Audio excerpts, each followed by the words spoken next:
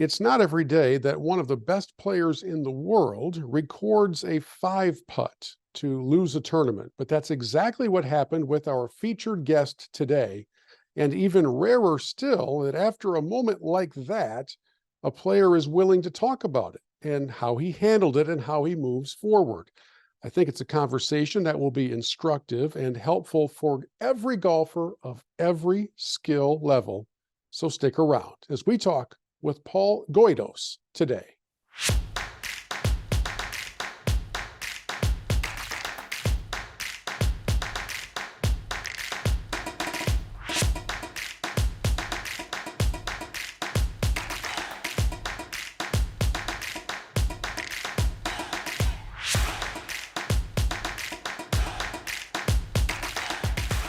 Anybody who has played this bizarre game for any length of time has had just one of those moments or one of those days. I don't care if you're a 30 handicapper or if you've played on tour for 30 years. Eventually, this game does things that just make you shake your head and go, what on earth just happened?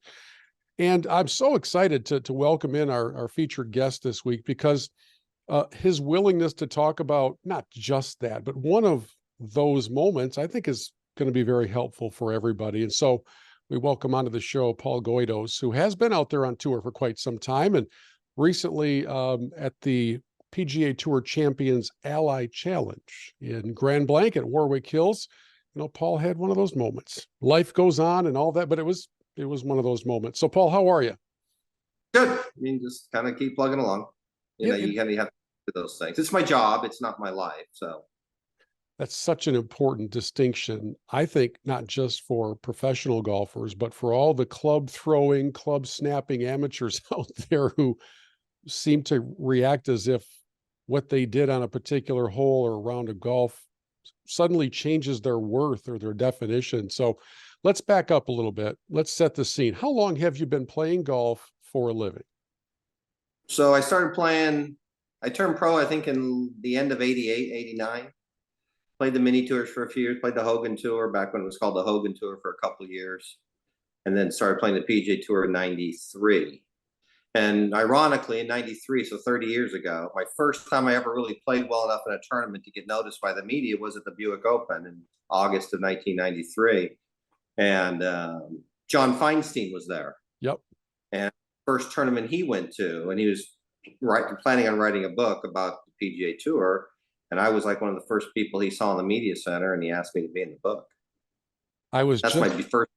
Yeah, I was just going to ask you if A Good Walk Spoiled would have been like my first introduction to the name Paul Goydos, because I seem to recall a fairly sizable section of that book just kind of focusing on you. I didn't realize it got its start at Warwick Hills. In 1993, yeah. I mean, what John does, he grabs, he does it with different sports. He grabs 15 players or so and just kind of follows their lives around for a year and kind of writes about it. He takes players like me, who was a tour school guy. I lost my card that year. Davis Love was one of his guys. It's a whole range of different players and different levels of players. Do you remember back what that exposure was like for somebody who was really just cutting their teeth in professional golf? Yeah, he started, basically he asked me, in our first interview was at Disney. So that's late night. That's like the second and last event. And I was in the process of losing my card. And I told him, hey, I'll be more than happy to help you any way you can, I can do. But, a golf book with the likes of somebody no one's ever heard of like me, and it's probably doesn't sound like a big blockbuster selling book. And it turned out it was like, at the time, it was the highest selling sports book of all time when it came out. I don't know if it still is, but it was after it came out. There's a lot of people who tell me, I've never had this with me. John says he'll run into people and say, hey, I always check the golf. First guys I check on the golf scores, Paul Goydos, a guy named Brian Henninger, who I played college golf with, and it's about the same age and was one of John's guys too. It's just so wild to think of how fast time flies, right? I mean, you and I both remember Buick Open days as if they were a little more recent. I mean, the last one was in 08, for goodness sake. So it's been a very long time. Right. And yet here you are coming full circle now on the PGA Tour champions back to play in the Ally Challenge. And a whole lot of ground has been covered between 93 and 23, Sure. right? I mean, there's a lot of balls that have been struck. What to this point has been your kind of your highlight moment of your career, or highlight moments? What are you proudest of? I think that if you ask me, it's, winning Bay Hill and winning Sony, my two wins on the regular tour. Both of them a little bit out of nowhere. I'd almost lost my card in Bay Hill. I was, 70th on the money list. My best finish in a tournament ever was like 7th leading in. And I won at that time. I had the 5th best field in the world that year. It's before World Golf Championships, before all of that stuff. And then Sony, I had almost lost my card in 06 and played well at the end of the year and win the very first full field FedEx Cup event. The FedEx Cup started in 2007, and I won the first full field event. Vijay Singh won the Tournament of Champions at Kapalua the week before. Those teams really stand out to me. That's why we play. Now I've played 7. I've won 5 Champions Tour events there. Your wins, when you've won 7 times, they're all special. Maybe Tiger Woods can answer that question a lot differently than I can when he's won 100 tournaments. But I think if you ask the public, it's probably shooting 59. John Deere in 2000. Yeah, and it's funny. Sometimes the public's perception of what is supposed to be your highlight is different from that of the actual player himself. I think the other thing I don't get talked about for winning Bay Hill or Sony at all. Like, people talk to me about the 59. They talk to me about the Players Championship in 08 when I lost to Sergio Garcia in a playoff. And I would say half the people I talk to think I won. Which I think is odd. Yeah. But it's funny how you remember things. So if I look back at what we started, I look back too and say the things that I'm known for a little bit is losing the playoff to Sergio in the playoff, and and maybe last Sunday. So there's some negative things there too, but that's fine.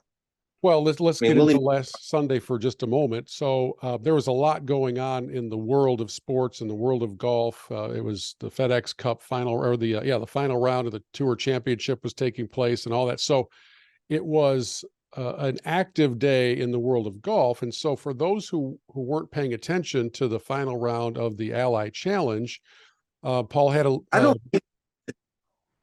what's that? The people that weren't paying attention don't really need to know what happened. The other thing is that my understanding, I don't know if this is true or not, that while that disaster was happening, the Tour Championship had a rain delay. Yeah. And so that maybe there were more eyes on the Ally Challenge than normally would have been, because that was the only golf on TV at that point too. That's true. And so we're 2 holes left. Paul's on 17, the famous par 3 at Warwick Hills. Got a couple shot lead, hits a pretty good tee shot, and then as Sevi said once, I make. Right? It was just one of those moments. As I was watching it, I was trying, Paul, to climb through the screen and somehow help you, because we've all had moments that are so funky that they make no sense. And so, yeah, it took 5 putts to get it in the hole, and all of a sudden VJ ends up winning. He was on 18. He didn't know what was going on, and as he comes off, he sees the scoreboard change. And I just would love for you, if you don't mind, just kind of take us into what that swirl is like as it's unfolding, because if you can find a way out of that moment, then maybe there's hope for the rest of us. Well, we weren't going to know if I found my way out of it probably till my next time I play. 1, 2, I've been battling.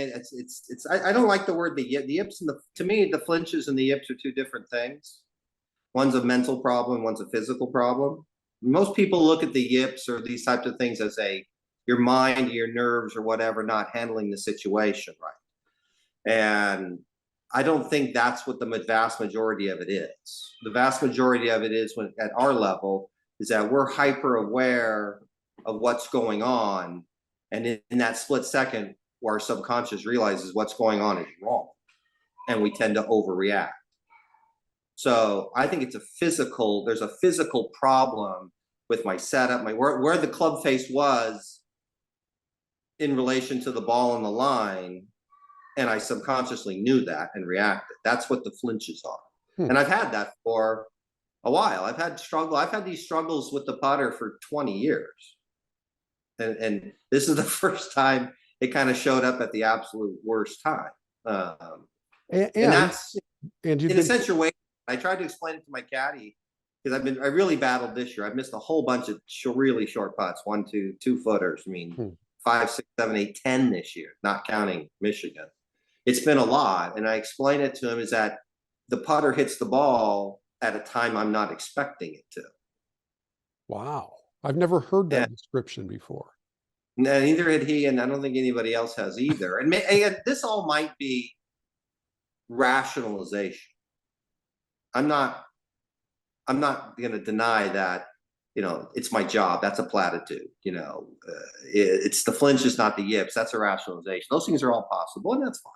The professional athletes are always, back in the day, you miss a 3-footer and you tap down the imaginary spike mark. I mean, there's all sports, we all do those types of things. And I'm assuming lawyers do it too in court when they do something wrong. And I'm sure everybody in their life, you need to find a way to keep things, keep yourself positive and keep yourself going down the right path. And in short term, now long-term evaluation, you need to be more honest with yourself. But right there in the moment, tapping down the imaginary spike mark when you miss a putt might help you the next time. But after the round, you need to realize, hey, wait a minute, I need to fix that problem, and you go about whatever it takes to fix it. I think perhaps making it all the more stunning in the moment was that you'd played really, really well. I mean, you were in the lead. It's not like that had happened by accident. Even with the 17th hole, I led the event in putting, as the Champions Tour measures putting stats. That's wild. So I would say it was probably my best putting week in 2 or 3, maybe longer years. I made a long putt on 13. I made a really long putt on 15 for birdie to take the lead. Right. It was, again, it was overall my best putting week. Just had a rather unfortunate hiccup there on 17. But again, situationally, if I look back at the last whatever number of years, is that a result I would have expected? Maybe. I mean, I've been battling that particular problem. I've missed a couple of short putts when I was in 25th place. Nobody notices it. Nobody knows. Nobody cares. It's me. The whole world saw this. So it stands out. Mistakes that, when in the Super Bowl and when Seattle threw the interception at the 1 yard line, that would have been game 2. Yeah. Nobody would have really said much. Right. But it's a bigger deal. And I'm not saying this was the Super Bowl, but it was the first time I really had a good chance to win that late in a round in a while. I haven't won in 6 years on the Champions Tour, and I probably hadn't been in that spot on a Sunday, maybe since I won. I don't know. I know I've had some chances early on Sundays and gotten beat or not played very well. But this was, the 53rd hole of the tournament. That's as far as I've been in contention in a while. I've had a lot of fits and whatever, but I'm leading the tournament. I just got to make a 3-footer up the hill, and I go to 18, with a 1-shot lead. Right. I didn't really know that. Look at the leaderboard. I didn't get a chance to. There was a lot going on there. But I had an idea. I was in pretty good shape. I don't know that VJ had made. I know VJ made a putt on 17. I don't know if it was for birdie or for par. And in 18, still anything can happen on 18. So when all that's happening, is there anything that anybody, caddy, anybody could have, after a couple putts, could somebody have stepped in and said, all right, step off the green, reset, is there anything that could be said in the moment that would put you back into the right place? No, I don't think so. A cat, that's there, we're on the stage and we're in the moment. Yeah. If somebody screws up the national anthem at the Super Bowl, people aren't coming halfway through and saying, "Oh, hold on a minute here. You need to start." That's it. Yeah. This is an individual sport, and you have to take personal responsibility. Asking my caddy to intervene there, he'd really be the only person, is asking him to do something that he's not responsible for. That's my responsibility. He has responsibilities, And Chris is a wonderful caddy. That was his first week back after surgery. And he has his responsibilities. But handling a particular situation during the situation. Now, walking to the next tee, that's a whole nother conversation. But in the moment like that, there's a personal responsibility that you have to take, and that's on me. And I need to fix that. And by the way, if I get in that situation again, what you get, where the step in happens is that your mind steps in the next time you're in that situation, remembers back to the problem, and then tries to fix it when it happens again. In the moment, you have to kind of let the moment play out with the best of intentions and the best that you can do in this particular moment. There's really, I could see where if somebody were to step in after missing the second short putt, the third putt, that's how that would be. I'd be at Mount Rushmore of caddy. I don't think too many caddies would do that. There's about a 40. We're all trying to hide at that point. Well, yeah, there's about a 40-ish yard walk from 17 green to 18 tee at Warwick Hills. Was there conversation? It wasn't, not verbally, but there was, it was, hey, we got work to do. Let's, it was more along the lines of, we get to the next tee and he's doing his job.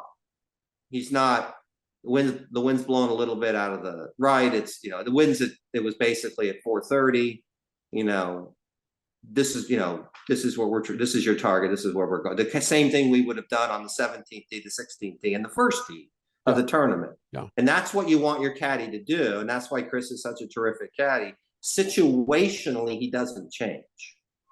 If I birdie that hole, or if I triple that hole, he gets to the next hole and does his job. Yeah. Straight through. So in my sense, what I got out of my caddy was a sense of normalcy. Mm-hmm. Hey, that's over. This is the next shot. Let's go. And the way he did that was by going through the same routine, going and telling me, hey, that's tough. That's not saying something like that to me. Again, you have to know your player. Probably wouldn't have been the best thing to do. The best thing to do there is to continue to do your job. Hmm. And I hit a good tee shot. I hit a good 7-iron. I hit a good putt, quite frankly, on 18. And what do you do? But a big part of that was when I got to the 18th tee, it was no different than if I was leading in second and 10th or in 50th. Chris did his job. Yeah. He's a pro. Been doing this for 3 years. I'm not around you much at all, so I really don't know how you handle moments after the round. Is Paul Goydos throwing stuff in the locker room? Is he cursing the streak? I went and got chocolate custard at Culver's. All right, man after my own heart. Right. So it's you don't sleep that well that night. You kind of go through it. You're trying to get it out of your head and say, to get the what ifs out of your head. But eventually, the what ifs and the get you to a point where you self-evaluate and figure out what happened. And I think I got out of my routine on the second putt and the third putt and the fourth putt, but that's fine. I think on the fourth one, it's more panic than routine. So, but I think on the one that mattered, which was the second putt, I just got out of my routine a little bit and what I was doing all week, and that's situationally not handling it very well. And that's partially because I've only won a handful of times in 700 tournaments. Tiger never gets out of his routine. He might have when he won his second tournament, but not when he won his 63rd. BJ's won at least 50 tournaments, I would think, between the Champions Tour and the PGA Tour and the Asian Tour and whatnot. He probably doesn't get out of his routine. I hadn't been there in 5 or 6 years. Again, these are excuses a little bit, but that's the learning aspect of it. You either need to learn from it and go forward or stop. Those are your choices. You can't stop learning. You're just going to go the other direction. So some of the brooding and your head sticking in your head all the time helps you get to the place where you can figure out what happened, because you can't figure it out right after you sign your card. It takes some time. I've had the chance over the years to interview Dr. Bob Rotella a handful of times.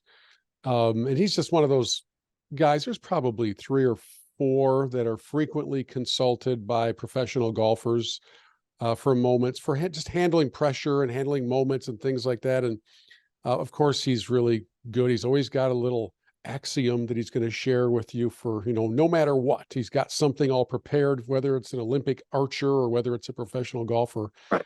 because the mind is probably similar in those high pressure individual sport moments.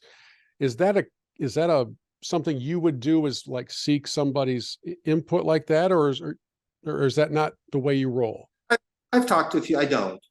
To me, everything he says is a little commonsensical. Yeah. One, Yeah.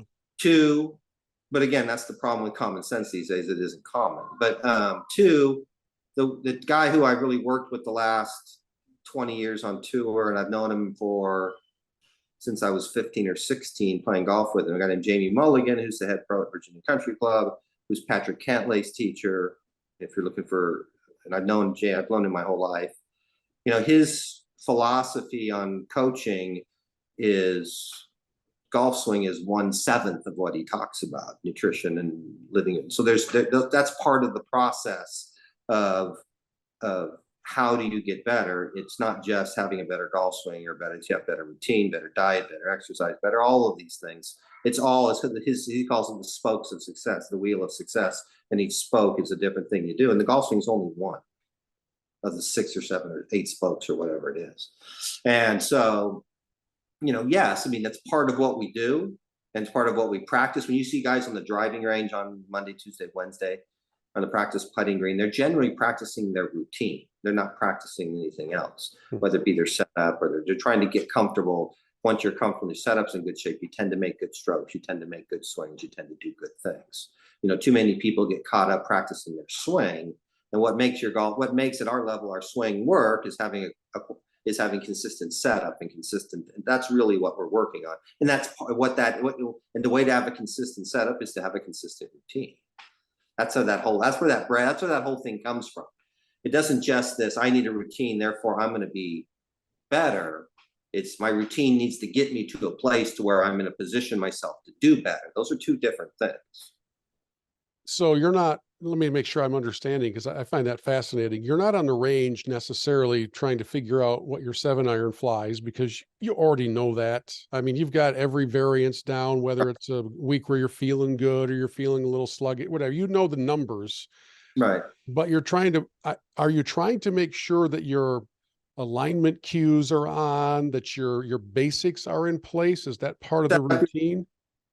Posture, grip, and alignment, PGA, Okay. And yeah, you're trying to make sure that everything is where it needs to be for you. And you need to know that in order to play well. You kind of make sure you're set up, and because if you're set up, your weight, I have grandkids around if you can hear them. Sorry.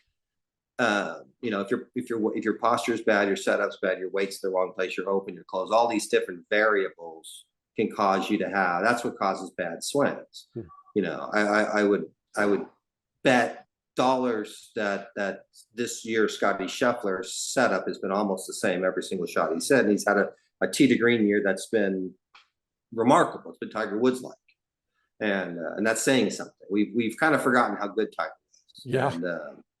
And so yeah, those are the things. And again, chipping, putting, everything that we do.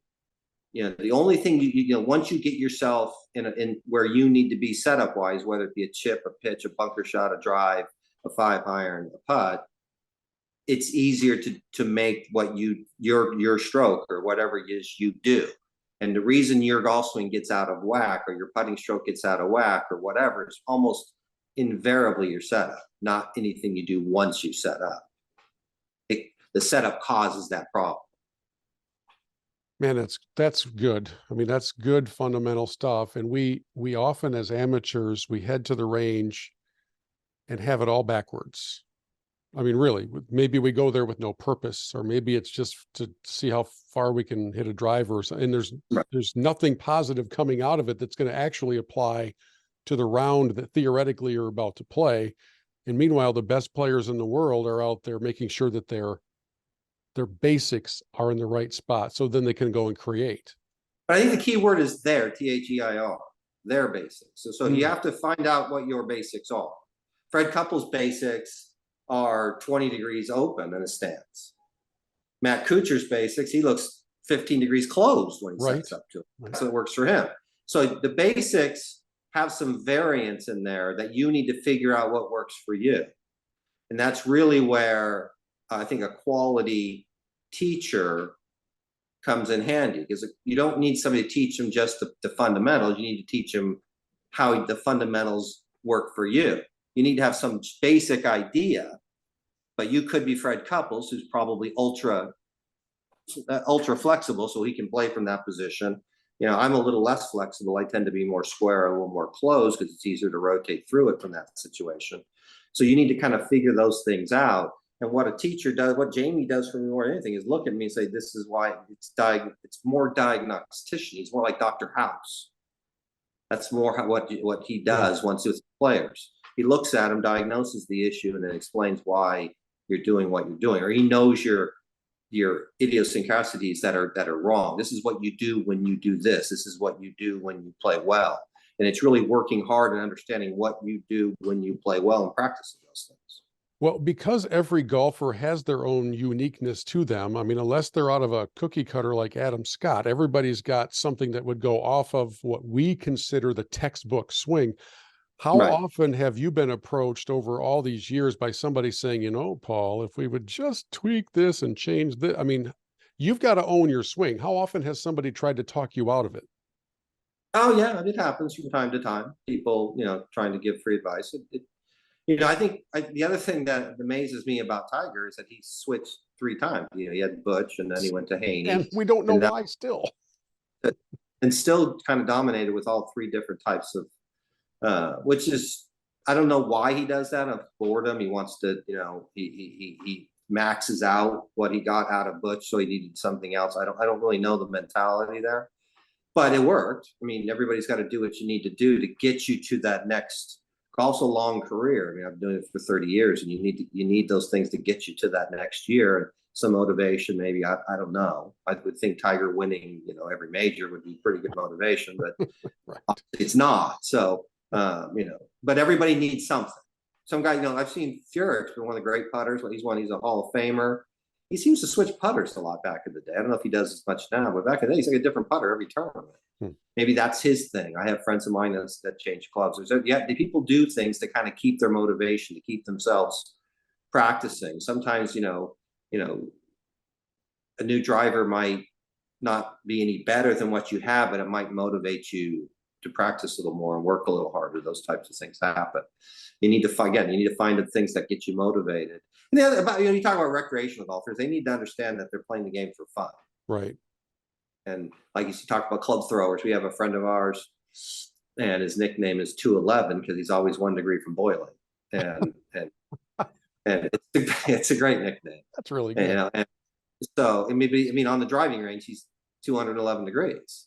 You can't have that attitude. He underachieves every time he plays. And so you need to take it for what it is. To golf also, I had a really good week. I led the event in putting, putts per green in regulation with 5 putting a green. I hit 5 or 6 iron shots all week that were perfect. Maybe 2 around would be a lot. Golf is not, the best players don't hit the best shots. The best players hit the best bad shots. Tiger Woods hit the best bad shots, and he could recover better than most people do. But Bernhard Langer is the perfect example. The guy's won 46 Champions Tour events. I won the Masters twice. I don't know how many events he won in Europe, but it was a lot. Bernhard Langer has the best bad shots at golf, at least on the senior golf, and I don't think it's even close. He's just never in real trouble. He's never looking like he's going to make double. He's always looking like he's going to make par at worst. And that's because his bad shots are way better than everybody else's bad shots. And he's still We going. all hit good shots. Right. So it's a game of who hits the best bad shots. You mentioned a couple moments ago that you didn't think that very many people in this culture, in this generation, truly appreciate how great Tiger was. And No.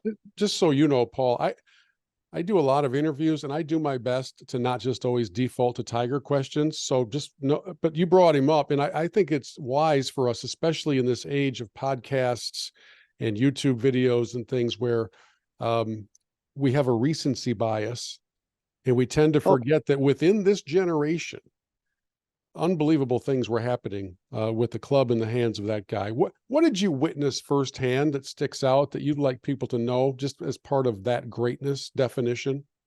so, one thing you make your point, in 2000, I don't know, 16, 17, 18, Jason Day won the PGA Championship at Whistling Straits. And Tiger had been hurt, not playing at that point too much. And they made the point that it was his 7th win in his last 17 starts, which is, I've won 7 times in 700 starts, and 5 of them are on the Champions Tour. So 7 out of 17 is ridiculous. It's a ridiculous percentage. And they were making such a big deal about how he's the number one, he's this. Tiger did that 7 different times. I think it's something, maybe an 8, but whatever the number. Tiger did that all. Tiger, that was kind of his norm when healthy, was to win 7 out of 17. That was how he played. I had the fortune of playing with Tiger when he won the U.S. Open at Pebble Beach by 15 shots on Wednesday in the practice round. It was me and Tiger, Mark O'Meara, and John Cook. Teeing on, and Tiger joined us on 2 because if he starts on 1, it's a mayhem. So Tiger was staying there at the lodge and walked over. The second team started there and proceeded. It was a day, 75 degrees, not a breath of wind, the perfect day at Pebble Beach, and proceeded to play golf at a level that we were out there trying to figure out how to play this course. The rough was really high, the fairways were very narrow, greens there are very small. It was really, if you missed a green, it was really hard to pitch the ball because the rough was so thick you couldn't hit flop shots because you could go underneath it. It was just a diabolical setup, and only one person broke par on a pretty short golf course by tour standards, especially in 2000. In 2000, it was probably Barrett 7,100 yards long, maybe at that time, and Ernie Els shot 3 over par and finished second. And the golf course was playing very difficult, and I watched him play 18 or 17 holes, and it was like, so we get done, and he's controlling his 4-iron like I'm controlling sandwiches. It was just ridiculous. When we get done, now the media is kind of on to it. Johnny Miller had come out and tried to get some information and was very unsuccessful. And Tiger at that point hadn't won a U.S. Open. He had I don't know if that made his career Grand Slam or not, but he hadn't won the U.S. Open yet. And we get done, and there's reporters everywhere, and they're all trying to talk to Tiger, and a few are trying to talk to Cook and America. Two or three guys that know me came up to me and said, what do you think? And I pointed over to Tiger. You see that guy over there? He's going to win by 10. This tournament is over. There is no reason to play. Is that right? Wow. And he won by 15. I've never seen anybody control a golf ball like that in my life, ever. He could hit his 4-iron. Tiger was the longest hitter in the game at that time. And on the 12th hole, he hit the same club as I did, into a par 3. We both hit 4-iron, which I'm thinking he's hitting 7-iron or 6-iron. Because the green's rock hard. He hit a 4-iron, it rolled 3 feet. My 4-iron bounced higher than the flag and went over the green. I was like, I can't hit that shot. I can't hit the shot he hit. I don't have the skill set. And then on 18, he hit his 4-iron as far as my 3. It was like, how can you hit your 4-iron? He's hitting his 4-iron 4 different club distances. He's controlling his golf ball and the trajectory and what window it's coming out of, like no one's ever done before. And again, he won by 15 shots with a triple. He had a triple, I think, on Saturday, on 3 or 4 or something. And so that's the greatest. At that time, I think you judge the greatest player of all time, you have to go by career. Jack Nicklaus, who's got 18 majors in 19 seconds. And that argument is reasonably sound. But for that period of time, Tiger was the greatest player of all time.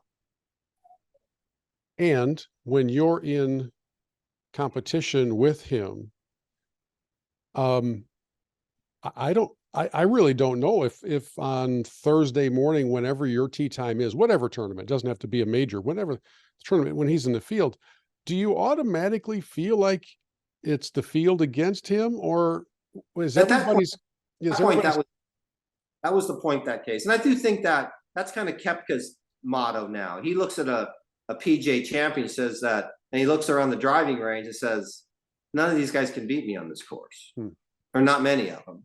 And he's probably true. And he's won 5 majors on he's won the PGA 3 times and the US Open twice. And I don't think any of that's a fluke. And I think his attitude is, hey, these guys can't beat me. I'm not on this course. They can beat me at the Phoenix Open when you're just a birdie fest. But where you got to go and do what you got to do here, these guys can't beat me. And he goes in with that attitude. And it serves him well. And again, back to what you're saying about Tiger. And I make this joke, Bob Rotella, you mentioned. Bob Rotella wrote a book, Golf is Not a Game of Perfect.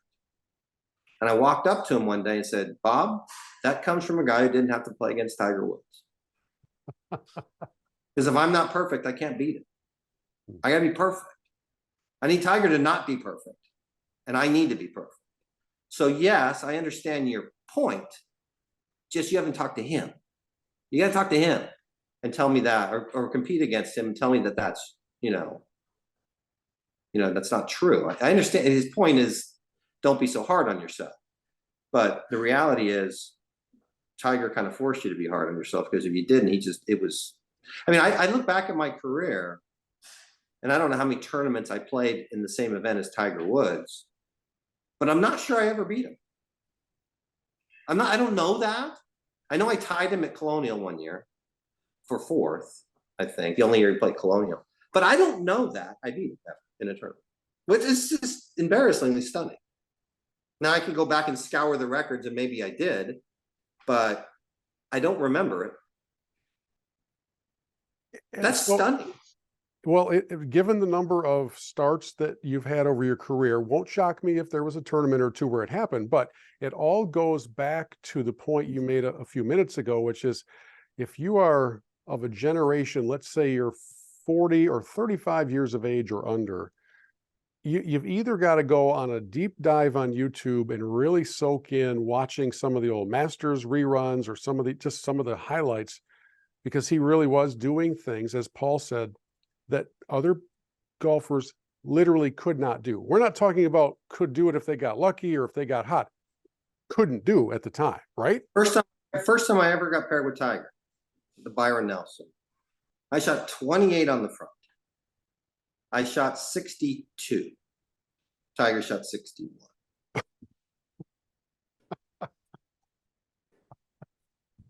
That'll have you muttering to yourself. Nick Price shot 63. My goodness. Hey, So, what's your overall level of enthusiasm for this crazy game like? Are you got a bunch more years left in you on the PGA Tour champion? No, I'm at a point in my career where I need to play well to keep my eligibility, as it should be. I'm 50 now. I'll be 60 next year. We don't, I think eligibility needs to be at some point in time based on how you play, not how you played. At 60, and maybe not at 50, I don't have a problem with a 50-year-old who's Tiger Woods, by the way, is coming. It's going to be 50 here in a couple of years. But there's a few guys coming out who had nice PGA Tour careers, and they should have an opportunity to play the Champions Tour. They won 5 times. And Chad Campbell, who I think was a Ryder Cupper a few times. So that how he played is important. But once you get to my age, if you want to stay, you should play well, or else maybe make room for other people. So I'm still motivated to play well. We'll see how it works out. But yeah, 60 in the sports world is very old. 16 golf still isn't there yet. And 60, 60 when the Champions Tour started was very old. But the players, in a sense, are getting younger. The veterans who started the Champions Tour have created a product that is so good. And I talk about this tour basically started by Arnold Palmer and Lee Trevino and Jack Nicklaus to some extent. These are the guys who made the Champions Tour what it is today, just like they made the PGA Tour what it is too. And created such a great product that the fans like it. You can see that at the LA Challenge if you're out there. It's fun to play, and so I think the players, at my age, are still working pretty hard to stay competitive and play out there, which is a new phenomenon. mean, look at Langer. Langer's the oldest guy in tour, I think. I think he's 66. He might be 67. He's getting there. Whatever number it is, it's and he seems to be just as motivated now as he was when he was 20 years old. Is there any part of you concerned for the future of the Tour Champions, given all the other weirdness that's happening between PGA Tour and Live, and where all the dollars may be allocated and all that? Is this tour in a good spot? I think it is. You always hear these things about, guys will never play the Champions. Tiger's already talked about playing the Champions Tour some. Phil said, I'll never play the Champions Tour. Everybody, Jack Nicklaus said he'll retire at 40. Everybody says those things. At the end of the day, this is what we do for a living. And stopping it isn't that easy. Jack Nicklaus was, until Langer passed Nicklaus, I don't know, a few years ago, Jack Nicklaus had the most senior majors too. People don't realize that. Up until maybe 3 or 4 years ago, I think Langer passed him 3 or 4 years ago, but Jack has the second most senior majors. I don't think anybody even knows that. And he didn't have the senior British. He didn't have the senior British. He only had 4 to play, and now they have 5. So this is what we do. So, when Tiger, who will play less because he's obviously hurt and can't do as much, but Tiger's going to play Champions Tour events, and that's going to be healthy for the Champions Tour. Every week on the Champions Tour, there are somewhere between 3 and 10 Hall of Famers playing. And again, the people that come out, golf is a sentimental sport. We like the biggest, if Jack Nicklaus shows up and plays in our events, and these events after, he'll play maybe in a threesome with, no people are watching that than watching the leaders.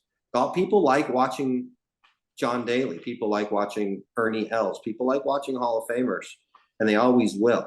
And Tiger Woods, Tiger Woods is a Hall of Famer. We got other Hall of Famers coming out pretty soon too. Patrick Harrington. You go out to a Champions Tour event, he draws a big crowd because he's a Hall of Famer. People know who he is, and they're always going to know who these guys are. Golf fans aren't all 20. Golf fans are somewhere between 14 and 75 or 85. And so all age groups are kind of represented.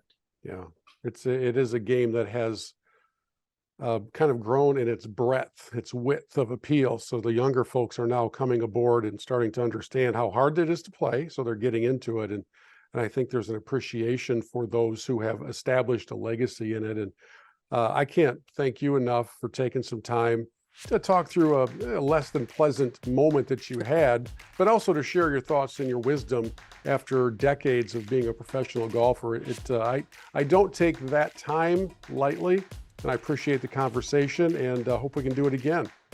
Yeah, no problem. Thanks.